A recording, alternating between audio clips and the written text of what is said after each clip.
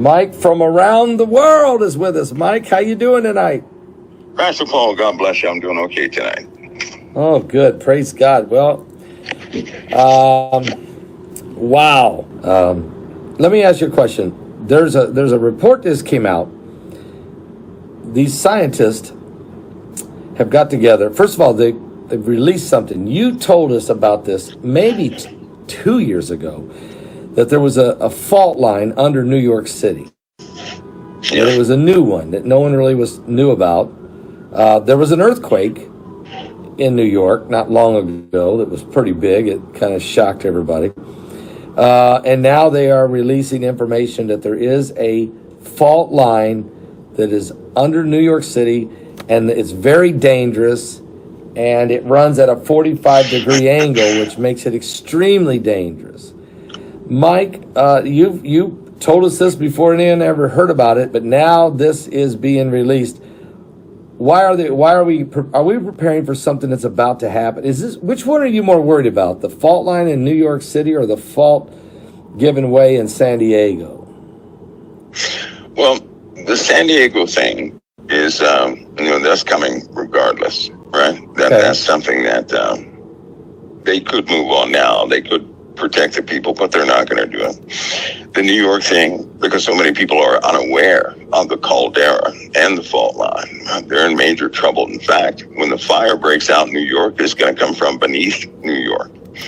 That's not going to be good. Wow. That entire city is in trouble, right? There will come a time when people they'll break their neck to get out of New York. In fact, pretty soon people will start leaving the big cities anyway. But New York specifically is, they have troubles from above and below. And that fault line is sitting, that actual fault line is above a huge cavity below it that's full of magma. So can you imagine a small earthquake? It doesn't have to be a big one. A small earthquake can cause some sort of a ripple, right? An opening for that magma to make its way topside, and then it's a game over. Because as soon as it hits that level where the gas lines are, it'll blow everything. There's also some gas mains in New York too. That whole place is going up.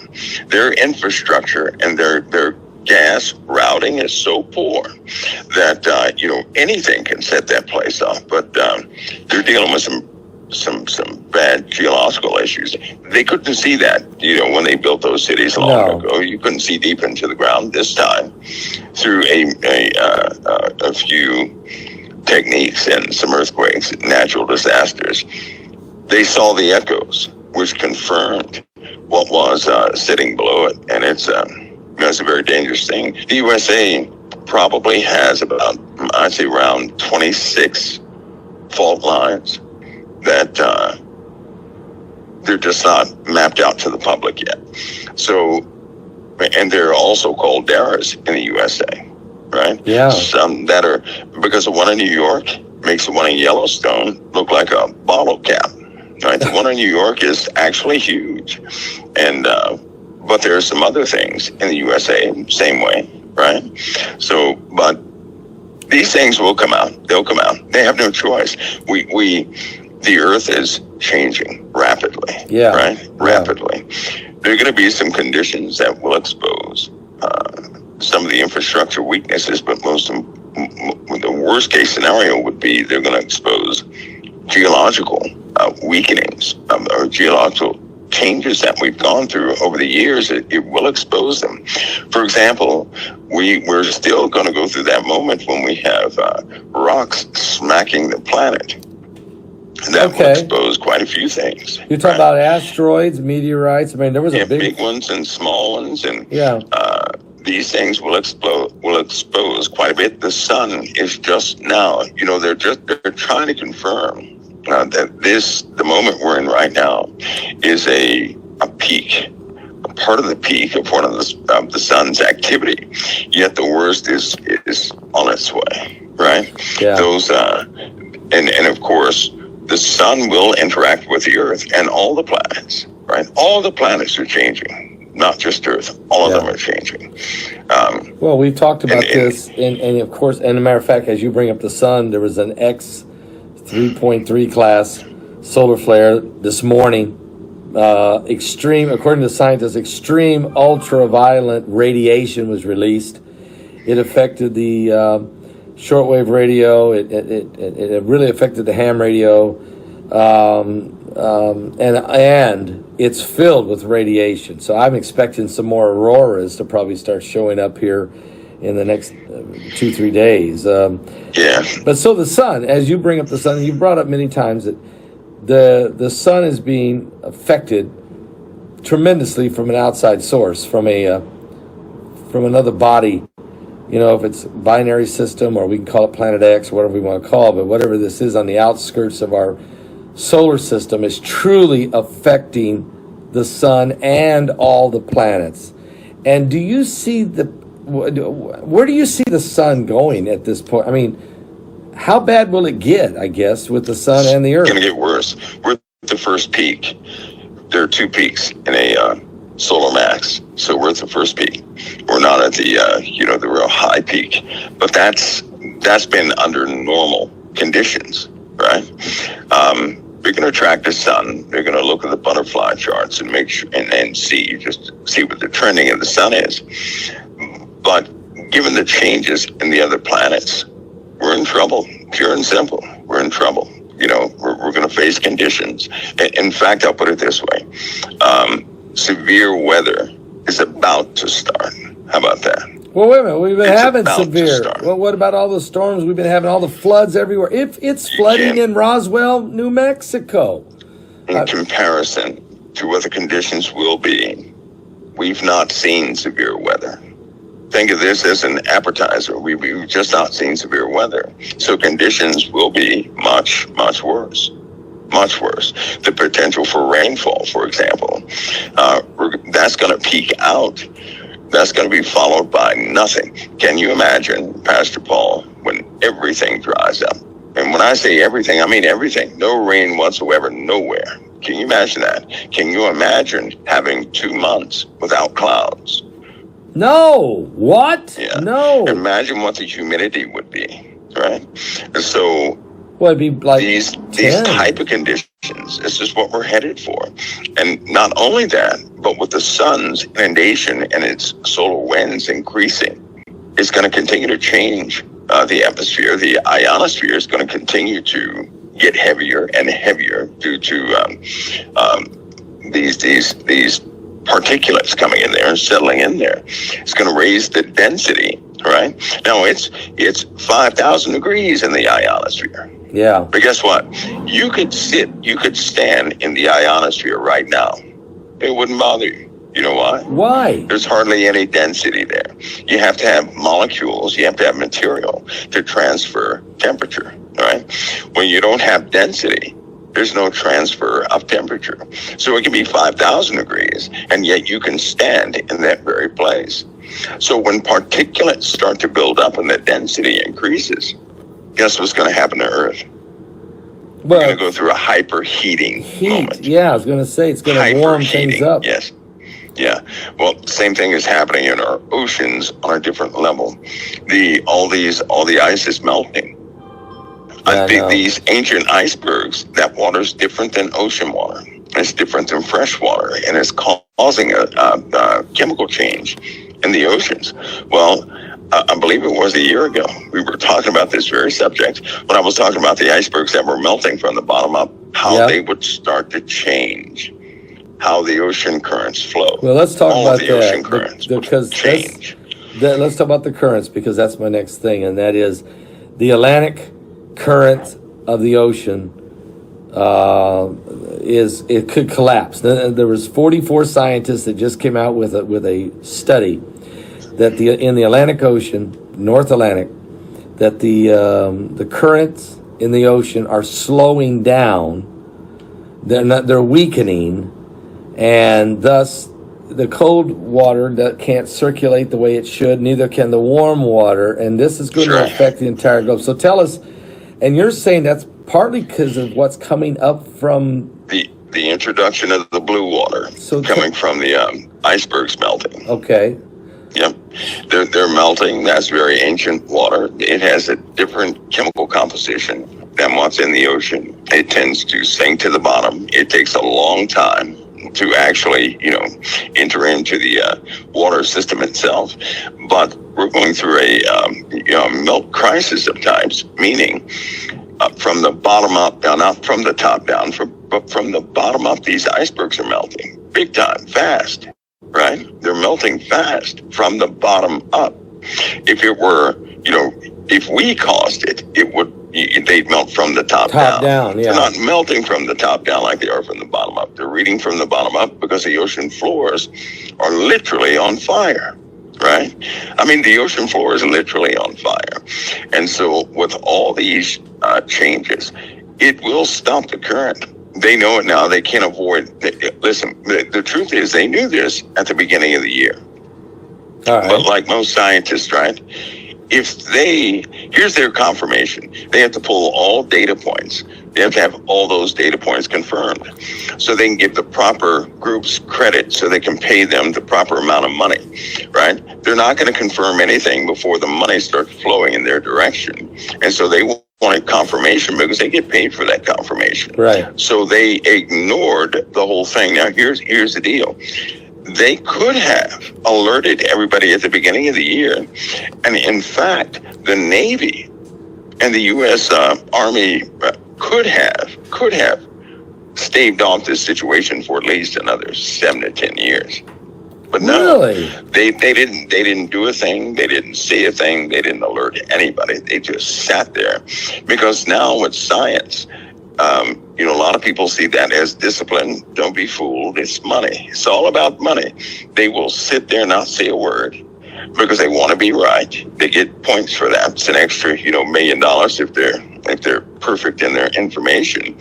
And you have guys that will sit there and tell every other scientist, don't say a word about this until so-and-so, right? And well, how could they just come out later and do it? How could they slow things down or do something? They found there's something called, there's a rock that carries oxygen at the depths of the ocean, right? These are they're like crystalline rocks, and they hold oxygen and some other things.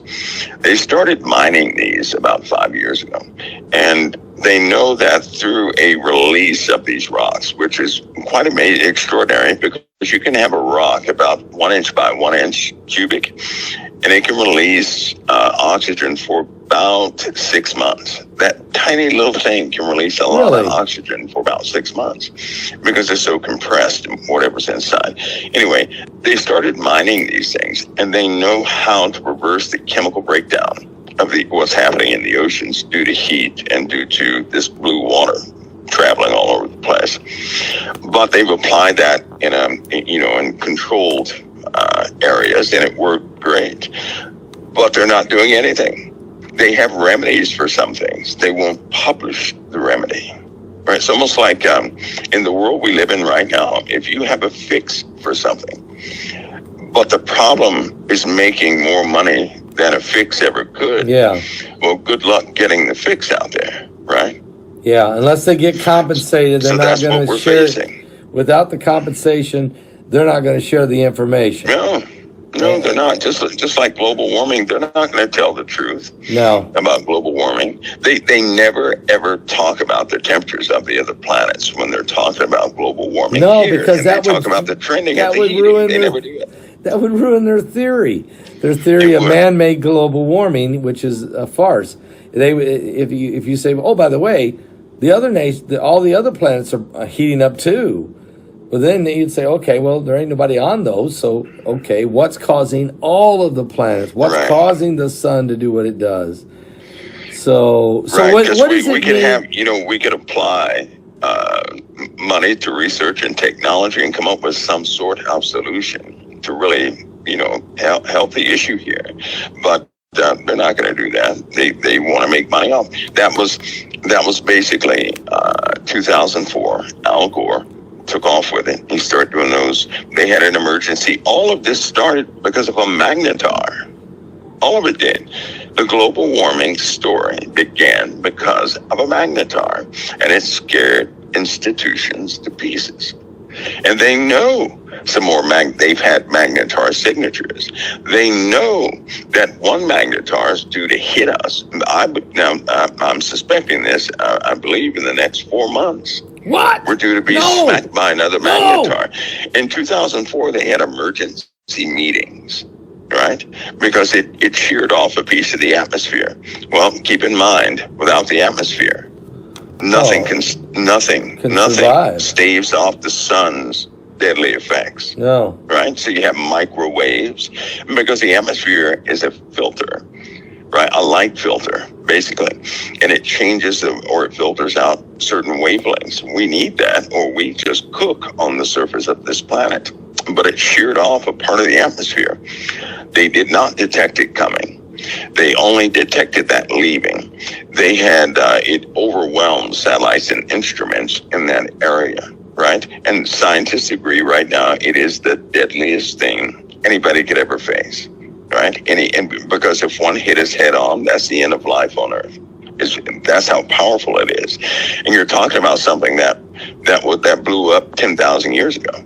That can hit us right, or I'm sorry, 10 million years ago, even 70 million years ago, that can hit us right now, and it would just kill all life on Earth. Well, they know they've detected some of the some light from some of those explosions. They know they're inbound, Pastor Paul. They know they're inbound. They know they're going to change this planet and every other planet they come in contact with. They know we're in for some changes, some big time changes, right? Like there's going to be a year where high winds begin, and it's going to appear that they won't stop. This will be all over the earth, high winds all over the earth all the time. We know what damage high winds can cause, right? Oh, yeah. Because the hurricane, it just put the power out for a lot of people, didn't it? See, the truth is, we have some heavy stuff coming, but weather is going to be an enemy of mankind, so much so, many will not survive it. They won't. They will not survive what's coming. We have winter coming, and there's going to be something like a hurricane that will come in the middle of winter. No. And we're going to have to deal with that. That means power outages from 80-mile-an-hour winds in the middle of, when it's super cold. It's just not going to be a good... Is that going to happen to it in America? Is it going to happen here in America, you think? Well, it's going to be just like a hurricane. So when they start forming, we're going to have to follow the tracks and see where they, where they develop at. We still keep in mind the oceans are hot. Yeah, it's going to get cold anyway. Now, with that type heat coming off the oceans, you have an ability for something like that to form, something we've not seen before, something they're going to have to name. I know a nor'easter is not going to do it. These things are going to be huge, right? And so we've had an example of what the atmosphere can actually, the moisture it can actually carry. It can carry, trillions of tons of water. And the sky now can be carried from the ocean all the way overland. Forget inland, all the way overland. So we're going to have some very challenging conditions. Plus, we have the temperature shears. Here's what that means. Imagine if it's, say it's 4 degrees when you wake up at 6 a.m. And then at 10 p.m., it's 52 degrees. And then at 7 p.m. that night, it drops back down to 14 degrees. You know what that does to metal, that type of temperature change? It expands and contracts. It causes metal to expand and contract. You're talking about breakdown of machinery we've just not had before, right? That's going to affect the infrastructure. That's more power outages. Yeah. In the dead of winter, right? So I hope that people have some sort of that live in these places have some sort of a heat backup system. Texas will likely have a power outage again in the middle of winter when it's cold. They had that before. Let's put it that way. Yeah. So will the other Gulf states. So imagine when it's cold. And Florida will see temperatures of about 19 degrees. What? No! Are you serious? Yes. So there's going to be some excessive heat at times and extreme cold at times. Yes. And the water currents are slowing down, and then especially North Atlantic. They say that the countries of Denmark and Sweden and Norway and Iceland and the Nordic, let's say the Nordic countries, are getting ready to experience some very strange weather due to the fact that these Atlantic Ocean currents are slowing way down. And Mike, I'm wondering, the core of the Earth, there was a report out, I don't know, maybe 8-9 months ago or maybe a year ago, we talked about this, that the core of the Earth, which is mostly nickel and iron, I think, mostly nickel, right? That it's almost stopped spinning, that it's right at the stop, or the Earth's still spinning, but the core is not. Slowing down, yeah. What does that mean? That is theorized. And remember, that's the interior portions of this planet are still a theory that it's liquid, right? Yeah. That will soon change, but it is starting to alter some. What that means is our magnetic shielding. Pastor Paul is about to go through the chaotic region. Okay, here's what we're facing. You don't hear a lot on this, but it's good that folks would do some research on it. We're going to have a magnetic field reversal soon, right? That's a pole reversal. Well, yeah, but here's how dangerous it is. Okay. When it begins, because they've tracked this through the strata, and they can see it in the rock layers of the Earth. This has happened frequently. Well, in geologic terms, it has, and it's happening again, right? Because they see how it starts, when it actually happens, and how it recovers. They see those three stages. Well, we're in the stage right now where it's starting to happen again. Right, we're well into that. We're well into that, and so once it hits the actual reversal stage, the field lines, the magnetic field lines around the Earth, go into what's called a chaotic type of positioning. They're all over the place. Right now, during this time, it does not block radiation from the sun. It doesn't. It doesn't block the solar winds. They get through. Auroras are all over the place. And that causes the planet to go through some catastrophic earthquakes every single time this happens. I mean, some bad ones, some bad earthquakes. So you're talking about land masses shifting, right? Because of once it stops and the magnetic field lines of force are chaotic, they're all over the place. Temperatures change in a heartbeat. I mean, they just alter. The North and the South poles will alter in their temperature. Radiation's going all over the place.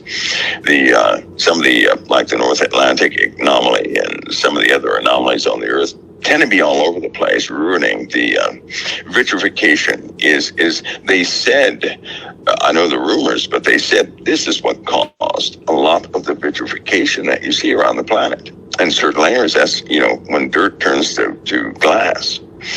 Because it gets so hot that it turns the sand of the dirt into glass. Vitrification. Yes. We'll have no protection during that time. They said that will last for about, I believe they said 6 or 7 days. 6 or 7 days it'll take to recover, and then it starts, spinning in the opposite direction. But during that time, all the sun's rays get through to the surface. That would burn up everything that sunlight hits. That would literally dry out and burn up everything. So wherever the sun is hitting at that time is going to get so much radiation, so much UV rays, and so much heat that it's just going to scorch. It's almost going to scorch the Earth. And because it's so chaotic, you could literally stand beside somebody, they could burn, and maybe you wouldn't. What? Is that because holes like that? Yeah. Is that because of ozone, or?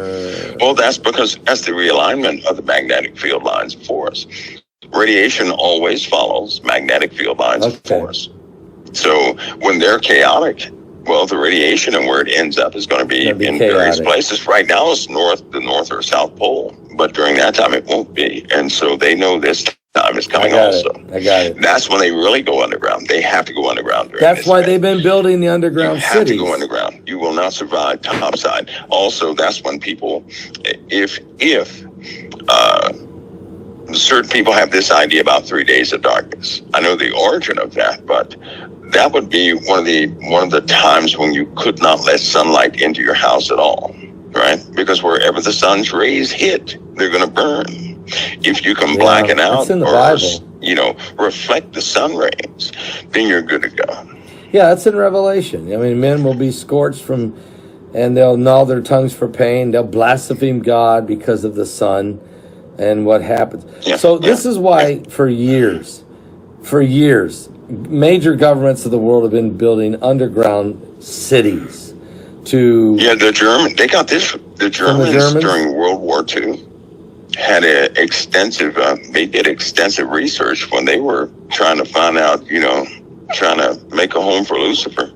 And but they found out many things about the earth. The real society found out many things about the earth, and then Hitler, of course, got involved, and he sent people all throughout the earth to confirm it. They went to every country to confirm it, got every single artifact they can find on quite a few things while they were rebuilding the Aryan society. But they saw the evidence of it. They saw what it did. They know about it. They pulled all the history from all these other countries, and they know what it did. There are huge gaps of historical points missing because Hitler got a hold of it, and then when Germany fell, he burned it up. He burned that evidence up. The remnants of that came over with the scientists to the U.S., so we have all those writings now. Operation Paperclip. We have them now, yeah. All right. Let me ask a question. Talk about technology for a minute. Elon Musk, of course, has been out there. He's moving and shaking. I mean, as far as supporting President Trump, he's throwing a lot of money at it. He's going on campaign speeches. He's doing all kinds of things. He's also doing incredible things in space with not just SpaceX, but some of the black budget space programs. He's got some brilliant folks out there. Right. Okay. So now we also know he's going to be bringing out these humanoid robots soon. I mean, to the point that they're like the Jetsons. Okay. He is saying that it won't be long that, how everybody has a car in the driveway. Soon everybody, and Bill Gates said every home would have a computer on the desk.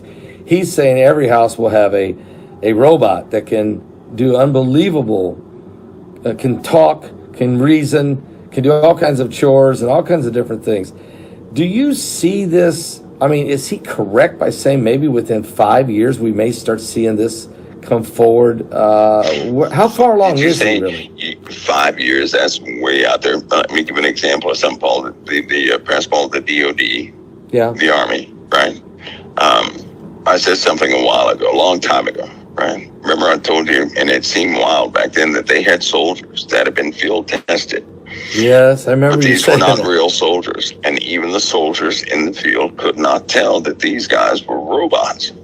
They couldn't tell it. That was a long time ago. Yeah, I remember you saying that. That might have been 6 or 7 years ago you told us that.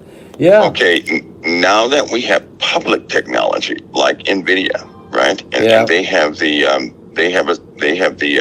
going to call it a sandbox where AI can learn how to do things in the virtual world. If you take any AI brain, essentially, and put it inside of a robot and give it a few minutes to learn the parameters of motor movements, right?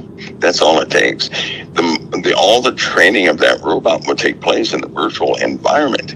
Once you put it in any robot, it can learn what motors are what the limitations are, and begin to work that thing like a living organism or something, right? It is the wildest thing you've ever seen. NVIDIA perfected how AI can learn. They built something monstrous, and it is buried in the earth. It's in the earth. It's buried in the earth. What? And it's in part of the ocean to keep it cool.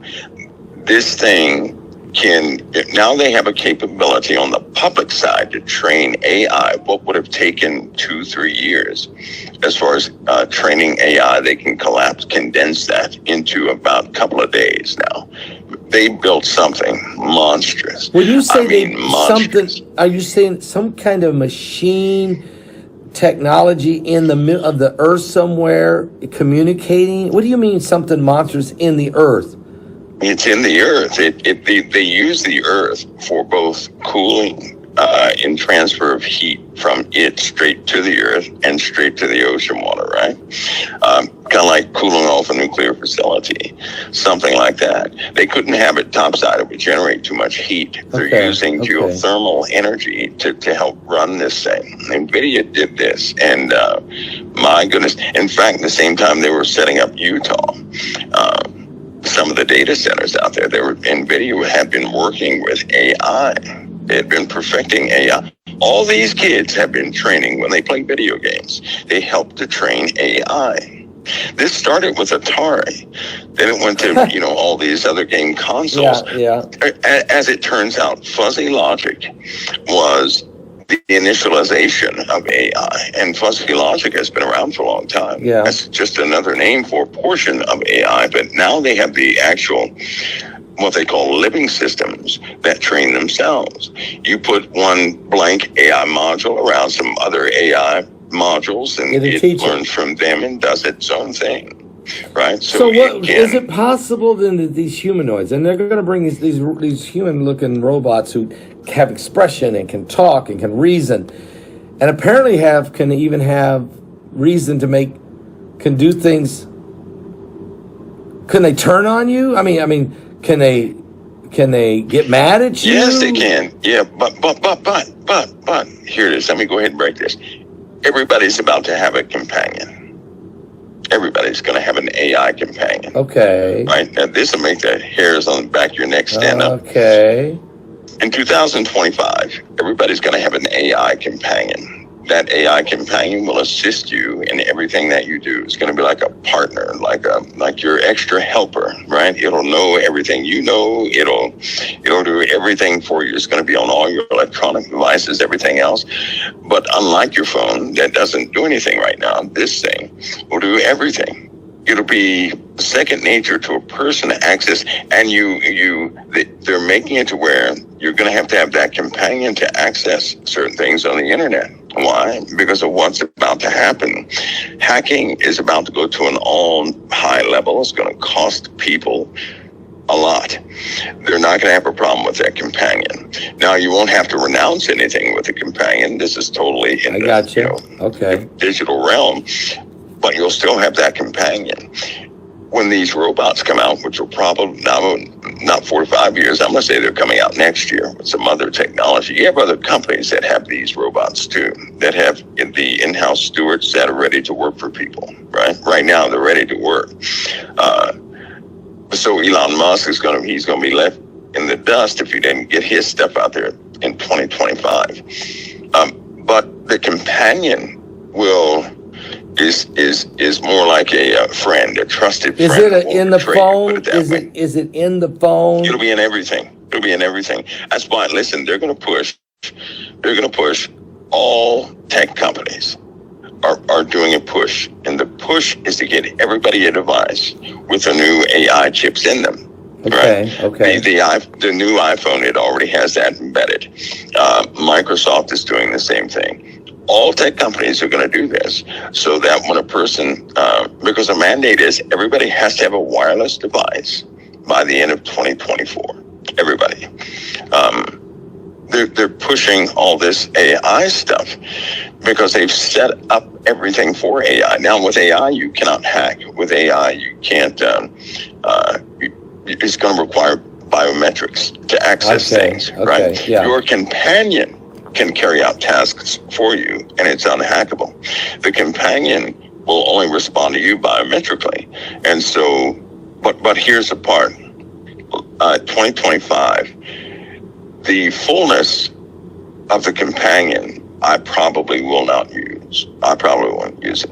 But it has a BCI device type thing that goes with it, right? So think about this. Think about you're sitting there driving your car, right? You start thinking about your emails. And while you're thinking about it, you go ahead and let your companion do everything you're thinking about. Now, you're not talking. You're just thinking about it. And it does everything you think about. And then it gives you the information from the emails, and it didn't talk to you either. And then you know it, right? Whoa! How about that? Whoa! So it's almost like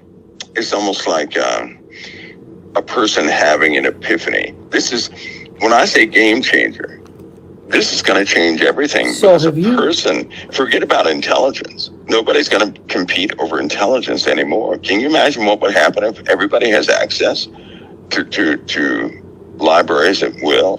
If the people would kill themselves to have this type of this hunger for information that folks have right now is going to die. It's going to die because you're already going to know. It's going to be life altering.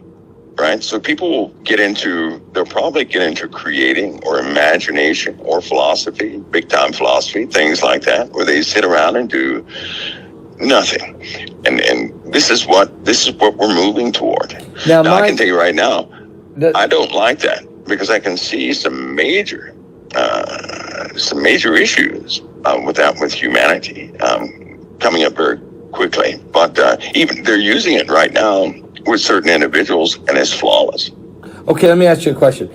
Will it get assigned to you? I mean, will you get an assignment, or will you purchase, or you get assigned to you your little buddy, okay, or whatever we're going to call him, companion, let's say, you're using the word companion. Is that person, whoever that entity, that AI entity is, gets assigned to you through biometric, and that's yours. And no matter what device you're using, it's there. That's what you're saying. It's That's on your TV. Right. It's on your computer. It's on your phone. It's in your car. Your car brain. That's right. Okay. So, and you got your own. You don't have somebody else's, and it has you. Is that what I'm hearing? Right. Because it'll know your behavioral patterns. Yeah, it will know. Each person has a ton of patterns that makes them very unique. Right. No two people are alike. So it's almost hacking our brain. I mean, it's almost, if you're saying I start thinking something, it knows what I'm thinking, it starts doing what I need done, and then it starts giving me information in my brain without even talking to me. How in the world is that? I mean, that's like some kind of brain interface. That's BCI. No, that's BCI. That's just, when you think about something, right? They have already mapped the brain. They've already mapped the communication of the brain. Yeah. Right. So when you're thinking about something, actually about 10 centimeters from your head, you're transmitting. Yes, my wife told me that. Heidi's been telling me so that means somebody can be close to you, right? Yeah. And if they have a BCI interface, they can hear your thoughts right now. You say VCI. What's that stand for? Brain to computer interface. BCI. B. Brain to computer interface. Okay. Yes. BCI. Brain to computer interface. Okay, go on. I'm sorry. But they can detect your thoughts right now. These guys can print memories. If you have a memory of someone, they can print a picture of that memory, right? Because they have mapped the brain. So it sounds complicated, but it essentially is this. They have a computer program, which is AI Assist, that has mapped the human brain. They have two computers with two fully functional human brains on them. These are virtual brains, but they're computers with all the neurons. Okay. And those two computers have personalities. Those two computers have issues and problems just like we do. Yeah. Those two computers have weird interactions, right? And so they know it works because they map the brain. The brain has a very specific language. They have already mapped it, so they know what your brain is talking about based upon what they're picking up or detecting. Right? It's not that a person has to understand what your brain is saying, but the machine understands what your brain is saying, and so it can translate that anything it likes. You can also transmit from one person to another, which is why certain states have gotten together right now. They're starting to pass laws saying that police officers. They cannot use these devices on suspects to read their thoughts. Because they're passing laws, and some have already passed it, saying that essentially cops cannot read the thoughts of suspects. Because a person gets nervous, they could have all sorts of thoughts. Yeah, it doesn't mean you're going to act. Saying, well, why is this guy stopping me? I want to choke him to pieces. That cop would hear that. So they don't want that to happen. Yeah, because the human body, the human brain, the human solical part, the free will that God gave us, gives us the right to perceive something, perception, make a think about it. Maybe even have an emotional response in the brain. We haven't spoke it yet. We haven't done anything yet. but we're analyzing and then analyzing our own reaction to it, whether or not we want to get mad or say something or curse or pray or.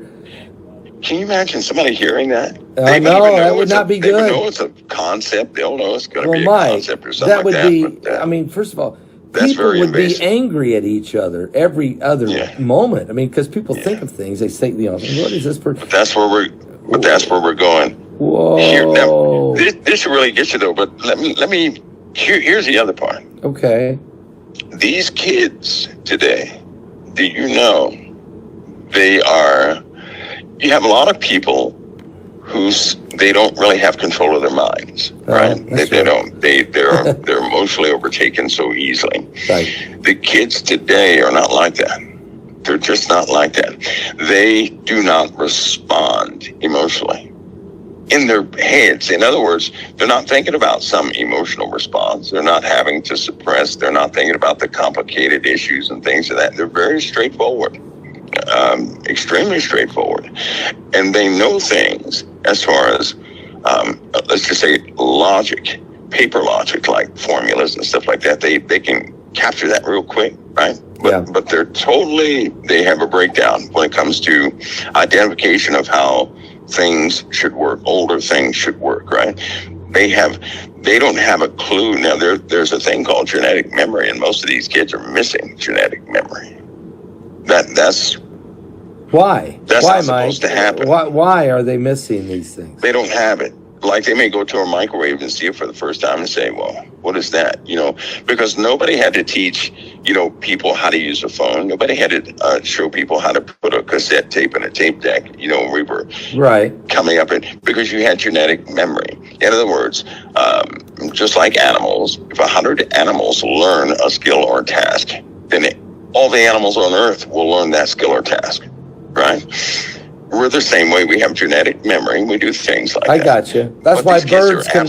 They're absent that. Birds can fly because they watch the other birds fly, and every babies learn how to speak because they hear mom and dad speaking, and I mean these are genetic memory. I got you. But you're saying that the kids are absent that. Why are they absent then? Like, did anybody have to teach you what a washing machine, well, let's say what a toaster was? No, I watched, observed. Okay. And it wasn't hard to figure out, right? No. Kids today, they don't. Why not? For example, washing clothes. A kid may get their hands wet from washing clothes, and they may start crying. Why are you crying? Because that water touched me. They don't have it. They don't know. They don't know what that thing is. Why not? Because they're kids that don't know what a water spigot is. They don't know they don't know how to turn the water on. Is it because they've been living in a virtual world? Is it because they've been staring at a screen and they've been living in a virtual? I have a suspicion, right? Okay. Actually backed by some data points, but that's just me. I believe something has tampered with a lot of children. I do. I think something has tampered. Well, not with the children. Well, children, yeah, through the parents. We've had weird esoteric activity because people are doing the witch thing too much. Okay. Right? Yeah. And so I give everybody a caution. If they desire to see a UFO, you're going to see it, but you might want to be cautioned that a UFO is not too dissimilar from a demon. So if you desire to see a demonic entity, you have to give it permission to come around you. You're doing the same thing with a UFO that you don't know about. If you know exactly what they are, then fine. But the truth is, people are calling to themselves things they have no clue what they are. Wow. And I believe it's that has caused our children to be unprotected to a large degree. And so these kids that are coming out, maybe that's why some of these kids have an association with Christ. Some of them have never, they don't have an association with Christ. Zip, zero, none. And that is incredibly rare. Mike, this has been some I mean, you're dropping a ton of bombs on us here. I know that this robot thing is coming. I realize AI is incredible. I mean, because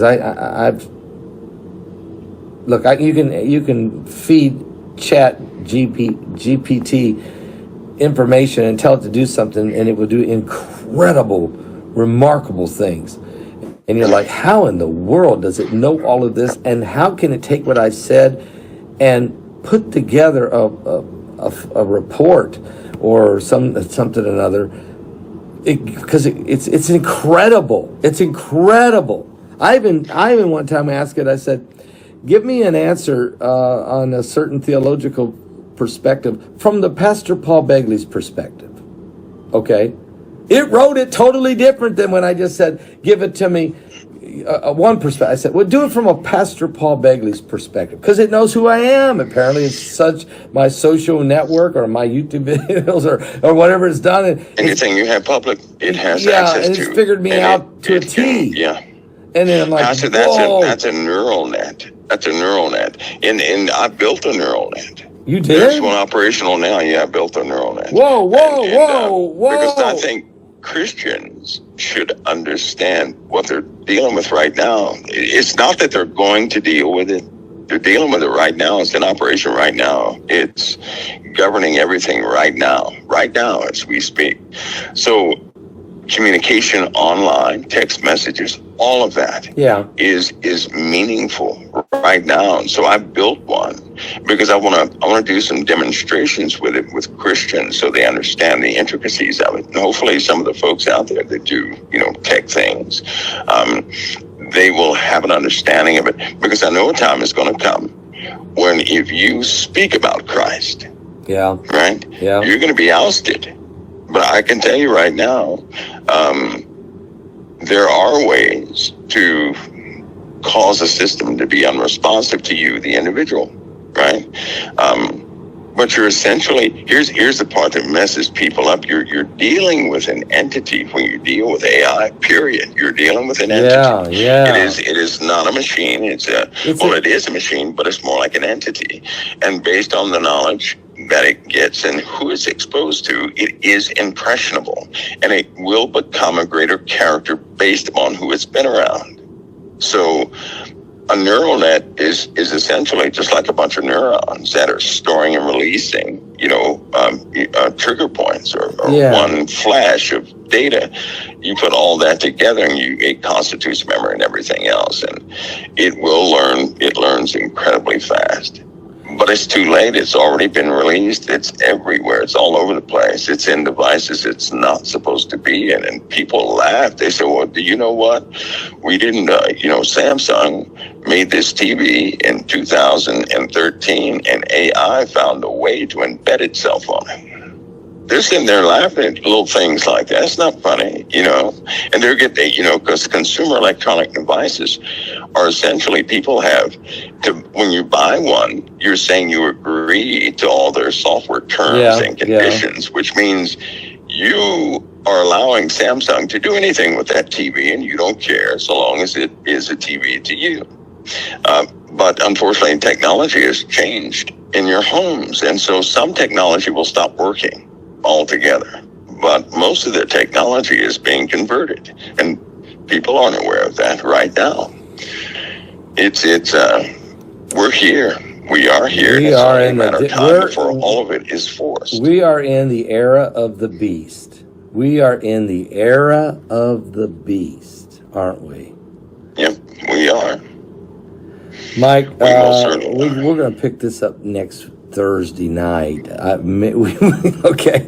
When you said you built a neural link, I'm freaking out. All right, so we'll talk about this next week. A neural net. A neural net.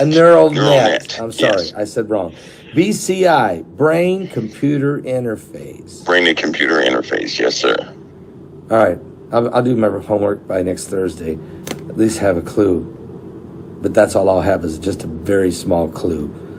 But if this somehow affects the soul of man, somehow this is going to either corrupt. I know it will.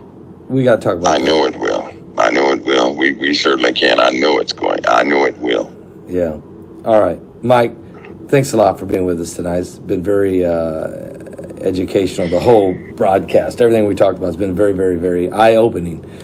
People better protect their hearts, haven't they? I remember a little song my mama taught me when I was a little boy. Be careful, little eyes, what you see. Be careful, little ears, what you hear. There's a Savior up above, looking down on you with love.